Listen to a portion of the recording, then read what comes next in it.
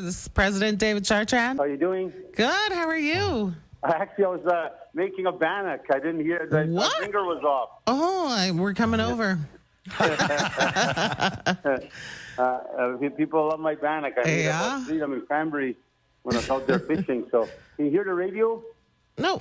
Okay, good. It's way back on the other side. That's the only reason I realized it was 12 o'clock because I heard you say we can't get a hold of him. And I realized my ringer was off on my phone. So, yeah. So, anyways, so my bannock's in the oven now, so I've got to wait for it. I'm actually planning to make. I got a couple of people visiting me right now. Mm-hmm. I'm planning to make some bologna soup. Can't beat that, man. That's going to be meaty out there. Yeah. No kidding. So, okay, let's see. We got a lot of birthdays. I want to remove those out of my way so I can give my report. Okay. Let's start off with happy 24th birthday going to Morgan Nolt. That's Rochelle and Bruce Nolt's daughter. Celebrating her birthday today, Saturday, July 5th. And then happy 27th birthday going to Regan Mayer, another one of Judy Mayer's clans out in DePaul. Mm-hmm. She's celebrating her birthday on Saturday, July 5th. Happy 17th birthday going to Avery Zone, another clan of Minister Judy Mayer, grandson, celebrating his birthday on Sunday, July 6th. Then happy 76th birthday to Hal Desjardins, Red River Métis musician, who's celebrating his birthday on Tuesday, July 8th. And again, right now, Hal and the rest of the team are working on St. Madeleine. Mm-hmm. And, of course, that's coming around the corner, 17, 18, 19, I believe. Right. And so they're putting together a very vast variety of entertainment that will be taking place. It's going to happen on Saturday and Sunday, I believe, the music only. Yeah. On Friday, they're having, of course, events and different issues that will be happening, Métis games and so forth. They're also having a big bingo. It's open to everybody. I think there's 5,000 to go in prizes, in cash. So the variety, I think $1,000 blackouts or whatever you call those games. And there'll be a variety of duos and a bunch of other games throughout the event. So look forward to that. Whoever's going to be attending that's Friday night. I believe that'll be on the, I don't know what Friday night is on 17th. Friday is the 18th. Oh, so 17th is the bingo. And then it's 18th is Saturday. That'll be the entertainment day throughout the day in the evening. And then Sunday morning till probably late afternoon. And everybody usually departs from there. And we're, of course, making a big announcement there. We're putting up our first monument to honor the community itself. There'll be a second monument coming after that to name the families. But we're going to meet with all the families first and chat with them to make sure we get the spelling right, the timing right, names right. And so that'll take place in the next little while. But we're planning to hopefully unravel the monument coming there. Of course, right now there's some consultations happening with some of the First Nations in that area, a common courtesy. And so I expect they would also do consultations with us. So from that perspective, I look forward to the discussions I've had with them already has been very positive. One of the only key concerns they had was that they had access to their graveyard, and of course they'll always have access to their graveyard. They're a family, so they'll have rights to go and utilize the graveyard because they have family members also buried in our graveyard. That's still being actively used, even though we weren't allowed to go into St. Madeleine. That graveyard was still being used by our people. They were still asking permission from the Prairie Farmer Association of Saskatchewan, who had control of the land after they burnt our houses, that we had access to go and bury our loved ones in the graveyard. So that took a lot of bureaucratic red tape, and there's a lot of stress for families, whether the answer was yes or no, they could go there. And so First Nations feel the same. They have loved ones buried there, and they want to have access to it. And the pledge I make right now, they'll always have access to our graveyard. Happy 45th birthday going to Amy McPherson, Reverend Métis artisan, who's celebrating her birthday Tuesday, July 8th. And, of course, she's an up-comer and very well-crafted beater already, an artist and designer. She's actually gone to Paris to train. She's been in different places, I think New York. So she's quite vastly knowledgeable now in the art of design. And her beadwork is trained through Janine Crouchy and others. And so she's going to be one of the future Janine Crouchys already. She's a force to reckon with, and I'm very, very proud of her, very, very proud. I had actually a chance to bump into her at the meat market in St. Laurent about a week ago, and I had a chance to say hi. She was with her little puppy and her friend. They're heading up to Dauphin, I believe. So happy 6th birthday is going to Treble Chartrand, of course. the late Albert Chartrand, my brother, was Minister of Vice Finance for many a year at the Federation, and he was the brainchild in many of the financial decisions that made us pull us through the land claim. And he was also, of course, the Vice President of the Northwest and the Friendship Center Executive Director for over 35 years in Swan River. And I'm so proud of, there's a street's named after him in Swan River. It's called Albert's Way. Nice. And I had a privilege and chance to go visit my brother at the graveyard and take him a cup of coffee at Tim Hortons and sit down and have a chat with him, me and Don, and of course the family. So again, it's, so people say, why you call him Trouble? It's not trouble, it's treble. And the reason my niece called him that is because you spelled treble backwards. That's Albert. Elbert. Get it, Naomi? That's so sweet. I think that's that's awesome. nice. I couldn't understand too. I was saying, holy Christ, you call him Trouble. It means he's going to probably fight all his life when he's a young kid. And then they said, no, spell his name backwards. It's my dad's name, Albert. So that's very, very cute. It is. And of course, he has to honor his grandfather's name, a name well renowned in the Métis politics. Happy 56th birthday is going to Mark Bronson, one of our ministers of mining, who's celebrating his birthday on Thursday. Of course, he's from the Thompson region. On July 10th is his birthday. Happy 49th birthday is going to Marcy Riel, Senior Director of Energy and Infrastructure, who's celebrating her birthday on Thursday, July 10th. She doesn't put her age here. But, it's up there, 49. Oh, macaroni, Marcy. The big 5-0 next year. So, actually, Marcy is one of my talented directors and has made remarkable achievements in our government. And she's definitely one of our key leaders when it comes to management and operations. So I have great respect for her.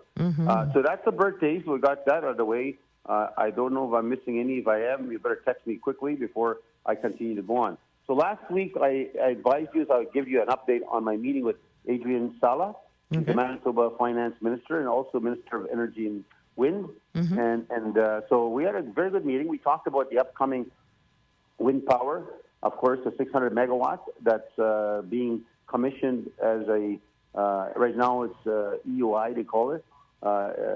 So it's going to go into a tender in September. Right now, just people are interested to bid on it. They could put together their partnership and how their package looks.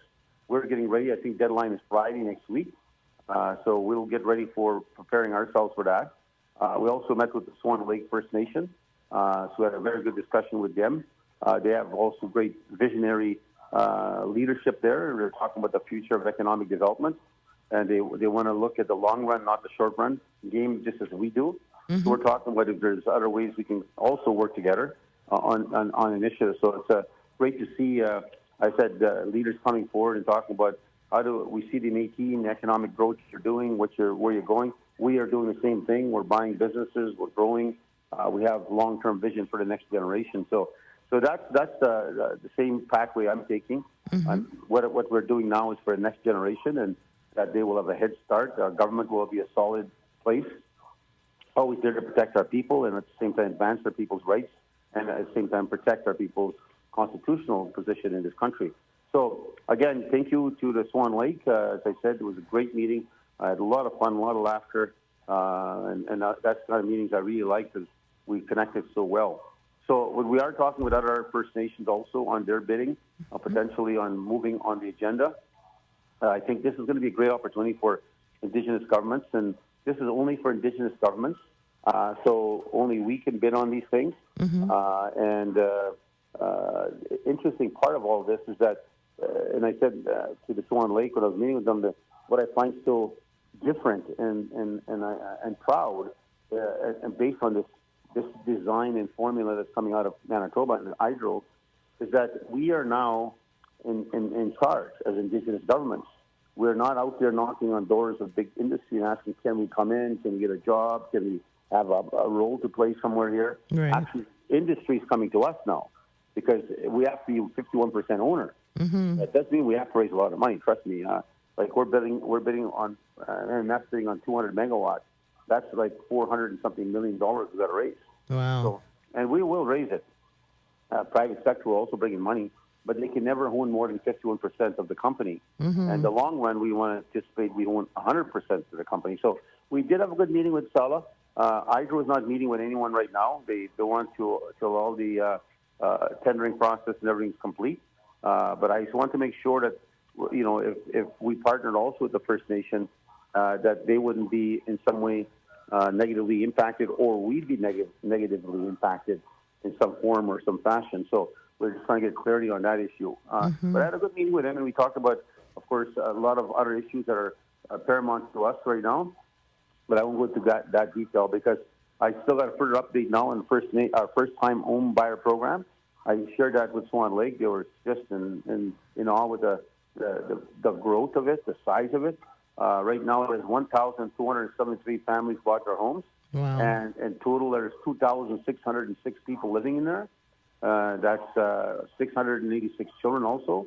Altogether, the mortgage value of these homes, Naomi, just wait for this one. Okay. The value of the mortgages that our citizens have borrowed after we give them the down payment is $306,130,090.90. Wow.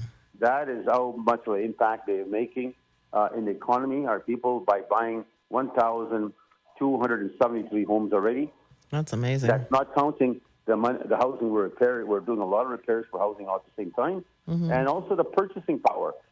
They did an impact economic review. You'll see that a lot of times from non-Indigenous businesses. They'll show how much money their activity is going to bring into the city, or bring into the province, or bring into the country. Yeah. Well, this one, once you got 1,273 homes purchased, they're also an economic spin-off of $65 million to stores, furniture, real estate costs, moving costs, all these things. Creates about 530 jobs. So you think about that just this one action by our government, the impact it makes to the province of Manitoba, to GDP of this country, and it really sets the framework of how many times they don't look at Indigenous people this way. They look at more as social and charity, and we have to give them our tax dollars. Society doesn't realize the amount of money that Indigenous people actually have spending in the economy. And it actually has a big difference in the country, and definitely the GDP that you hear about from the government of Canada and other issues, that's where that's coming from. Because they look at the GDP and the gross domestic product, that's what it means. Yeah. And they look at it to see the impact that it makes, because it does affect interest rates, affects the way the country is going to spend money. And so it just shows, again, the impact we do make in our investments. Also, on Wednesday, I was fortunate enough to be part of the team on the celebration of the opening and portage and main announcement of the acquisition of the Grandmother's Collection from Gregory Schoolfield. I saw that. I was so proud of that because there's 142 artifacts that are Métis connected all over. You can see the designs of all the beading. They date back to 1830 and forward, and some even maybe a little older. But it just shows you the talent of our people. They were used for different purposes, of course. They're used to showcase pride and showcase our name, our identity. But they also showcase their economic engine, because they sold some of these products. But they're stunning. I saw pictures. They were beautiful. And a lot of women were, of course, that's what they call the Grandmother's Collection, were in charge of this. And they were responsible for making sure that they chose the design they wanted. They also chose the message they wanted to, because all beadwork has a story attached to it. It's not just a bunch of fancy colors, a bunch of colorful beads. It's really, there's a story attached to it. Most artisans will tell you that when you do their beading. Send a message. So that's something so important. And I did have a message I gave. I was asked a question about the future of Manitoba and Canada. I was also asked about the future of downtown, why we're putting so much energy into it. Because we believe we need to do our part. Downtown was really the economic engine where we were at one time. In 1869, it was ours, and we controlled that area, and it was our economic trade zone, because we traveled through there. Also, as we ventured to the United States to make our trade and our commerce. So downtown Winnipeg is not new to us. It's something that was our economic growth and engine. But when you look at it today, downtown is in trouble. The economic growth is dwindling. People are going to suburbia. They're going outside. And nobody's trying to look at downtown as a viable economic message to the country, to the world, that Winnipeg is a prosperous place and a good place to come. And so downtown Winnipeg needs to survive. And I'm not the only one investing downtown. SEO's invested downtown. Paramount Hotel, which is again by Art Richardson family, invested downtown. And then you have, of course, the owner of the Jets. He's invested downtown, and on and on and on. So there's a big attempt by many to try to make change and bring people back to downtown. Now the opening of Port Humane, I think it's going to draw a lot of people. Yeah, well. Canada will be open in 2027, beginning probably in the spring. There'll be probably opportunities in late 2026 to come in and see different opportunities, I'm guessing. Again, that'll be based on the curator and the running of the museum, Heritage Center. But it's going to draw thousands of people downtown to come to the Heritage Center. But not only that, downtown now that it's open, there's going to be streets closed in certain areas of downtown, and they're going to become more of a picnic, open, beautification zone where people can go and sit there and after leaving their offices, take out their lunch and sit outside there and enjoy the beauty of downtown and also the beautiful trees and flowers that will be planted throughout certain parts of downtown. So I'm looking forward to that. So again, kudos to the mayor and the rest of the group that are involved in making sure downtown is essential. Also, again, thank Elder Linda St. Pierre for her prayer for opening of the ceremony. And, of course, Minister Bernadette Smith was there as the Minister of Housing and also replacing Bob Canoe. He was, I believe, somewhere on other activities, but not be there. And also we had Robert Ozell. He was there, and Mayor Scott Gillingham, Anita Campbell was there. Will Goodon, my ministers, Andrew Carrier, Joanne Robinard, Dave Boudon, Denise Thomas, Alfred Anderson, and of course the great Jimmy Croce, the great beater, and David Hendricks was there, of course Reggie Schofield. So there's a lot, and that thing was packed. It was really good to see, and as I said, I'm very, very proud we bought this home, and it's going to be protected now for generations to come. And during the interview, one of the questions asked of me about how do I see downtown and they talked about immigration. And I said, Riel was open to immigration. He was not opposed to it because he saw vast opportunity of economic growth in the West. Really not many people living in the West. This, at one time, was dominated by all the First Nations of the Plains Cree were the dominant ones, and probably the most significant group that was there going back hundreds upon hundreds and hundreds of years. And then the Ojibwe came from Ontario, and then the Métis. The Sioux came in and out at odd times, and maybe the Chippewa in and out at odd times, but really it was the Plains Cree and the Saulteaux and the Métis were the dominant forces. And so when you look at history, we talked about immigration, and I said, this Heritage Center, this beadwork, why it's so essential is to tell the story of who we are, but to tell the story of the prairies. Because Indigenous people knew each other just by beadwork. When you look at each other's beadwork, we know where they come from, what tribe they be, what Métis family they came from, et cetera, by just looking at the beadwork. So I think there's a revival of that happening right now. There's a lot of beaders happening. And then also there's such creativity in the beadwork that's coming today. But clearly, immigration, I told the reporter, we're not opposed to it. We support it. I said, the only fear I have is that as more and more immigration is adopted into Canada, which is needed because we need to have a bigger population to have a bigger tax base to make sure that we can have our pensions and the old age pension and all the Canada pension plans we have. All these infrastructures are done through a tax base. So governments charge taxes, and they use that to run operations in this country. But if you don't have a growth of population, eventually you'll run out of the ability to make sure the investments that people have made going back 40, 50 years or more can be all lost. They could be in big financial trouble. So that's why the population growth is essential to keep jobs going and taxes are being collected and our programs like Canada Pension Plan existing.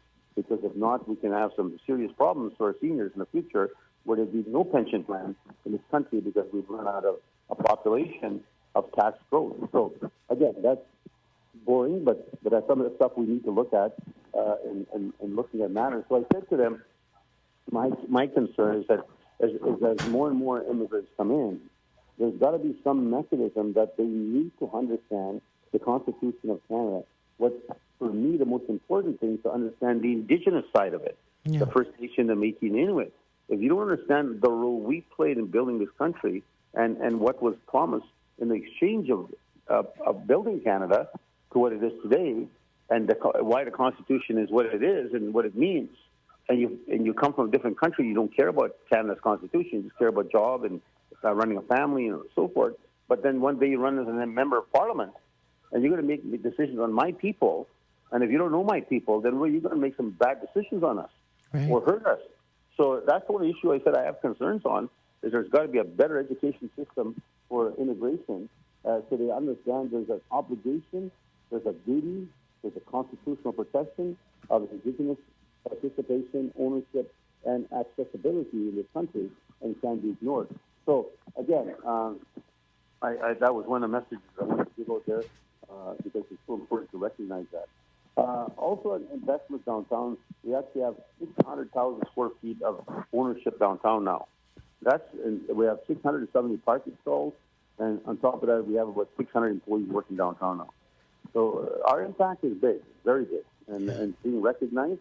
And also later this year, we'll be opening the L'Oreal College location, and also a 40-child early learning child care center. Mm-hmm. That's going to be opening on 200 Main. We'll also be announcing some new tenants that will be coming in to rent from our big building of 200 Main and 3 Main. We have new tenants coming in, which I'm very pleased about. We also see that Bell is leaving downtown. It looks like they're leaving. They're more and more, because they rent from our new buildings we bought, but more of them are emptying. They're saying, well, we're giving up this floor, we're giving up that floor. I don't know where they're taking these employees. I just hope they're not taking them away from Manitoba or from Winnipeg, because that would be a very bad sign for us as Manitoba, that we'd lose a big company like Bell and the tax and economic spin-off that comes for the benefit of all of us in Winnipeg. Mm-hmm. So on other matters, I had a good meeting yesterday on Bill 5. I was in a meeting with leaders from the prairies, and we had a very good discussion about moving forward. We're not creating a new body. We're creating an interested participation group of leaders talking about Bill 5. How does it impact all of us in the West? How does it impact each of our governments? So this is not a new MNC coming or anything of that nature. It's clearly a Métis National Council. This is clearly talking about issues, because MNC can't speak for us now. They're not even a legitimate body anymore, and they have no role to play in the fabric of these discussions. So from our side, we felt very vital that we start talking about how and what role we'll play to make sure we're included on the development of Bill 5, the development of also the national initiatives that will come, whether it's the big oil companies or minerals or different economic investments that will come into Canada, which will be needed. It's actually needed according to Bill 5 because of the threat that Trump poses to us. So the meetings we had, they're about 2-hour session meetings. It was really well attended in the context of the open discussion we had, and we've now come up with some solutions and ideas of how we're going to address Bill 5. We've also now started to plan how we're going to address the future discussions of our economic activity and also the investment that Canada's going to be making when it comes to housing. It's going to also be talking about national defense, and there's going to be a massive investment, and Manitoba is in a damn good position right now, and the Premier is fully aware of this, that he's in a good place and pushing the right messages to Prime Minister Carney and the federal government. We're better than the invest in Churchill and to the Arctic, recruit Churchill. So we're talking potential billions and billions and billions of dollars coming into Manitoba, and we got to make sure that we're part of this process and ensure we're included in this process. So again, for everybody, it says here July 18th and 20th is the St. Madeleine Day. So I was wrong, not 17th. But of course, some people come along there ahead of time to camp, and there's always families that go there for memory and they go back to St. Madeleine camp to camp. So July 18th, it must be a Friday, right? The 18th is a Friday, yeah. Okay, July 18th to the 20th. Come on down. You know, some of the best, the Southwest bannock and fried bannock and meals and cooking out there. Everybody cooks outside their campsites. Just love it. Go and see some of my friends I haven't seen in a long time, so I see them at the assembly or regional meetings. I go to Mr. Smith's camp, and they're always having a meal, or they have a fried bannock on the frying pan, and there's some home cooked stews, and I thanked them last year for inviting me to come and eat at their camp. And so, of course, our camp is always busy. Yes. A lot of elders come there and come to eat, and we have a variety of different people, and Dorian and them really work hard at that campsite and try to make sure. We're also not in competition with the, we don't want to compete with the businesses that come out there. These, what do you call the vendors, the food vendors. Vendors, vendors. When they come out there, we don't want to be in competition with them. But at the same time, in our tradition, when an elder or somebody visits your camp, you feed them. Yeah. This is the nature of our culture. That's how it is. So you don't just sit there. You actually ask them if they want tea, you want bannock, you want something to eat. That's just the way it is. That's just the culture way. But anyways, I want to say again, kudos to Santa Clara, Boggy Creek particularly. They're having, of course, the Boggy Creek Days out there right now. Francis is out there with Richard and the rest of her team. And so he sent me some pictures of Shell River Jamboree. So Shell River Jamboree, nice. second day, $50 for a day pass and $35 Saturday and $35 per day pass on Sunday. And they got a variety of great entertainment, opening gospel songs, and they have Conrad Nabis, a North Country Rock Band, Jared Singles, dancers will be there, Malcolm Campbell Band, Conrad Nabis again. It's just on and on. And it's also Rochelle Knowles' 25th anniversary, Rochelle and Bruce. So happy 25th anniversary, Rochelle. She's been with the Federation at least 25 years or more. And kudos to Shell River. They don't give up to make sure that they can showcase the pride of the Shell River, Boggy Creek area, and Roblin and all that surrounding area. And at the same time, they want to show the classy entertainment we have and the friendliness of our people. When you go visit, you'll have a hell of a good time at Shell River. So kudos to all the volunteers that make it happen. And, of course, thank you to the Northwest region. So with that being said, I'm going to say goodbye. I checked on my bannock. I forgot to time it. Uh-oh. Ready pretty soon. I am a bannock champion. In case everybody thinks I'm sitting here. I actually entered a small contest, and I won. I came first. So one day when you come to visit me, Naomi, I'll make you a fresh bannock. I'm on my way right away. Hey. Oh, by the way, congratulations to your son getting married. Thank you. What a beautiful picture. Yeah, it was a beautiful day. Thank you. Loved it. Oh, very proud of you. So you have a good time out there, and give them a big kudos from me and the government. For sure. And my bologna soup is going to start now, and you can't beat bologna macaroni, a piece of baked bannock. How can you beat that? Oh, you can't. Yeah. Okay, guys, take it easy, and we'll talk to you guys next Saturday. Okay, take care. Okay, bye-bye. Bye.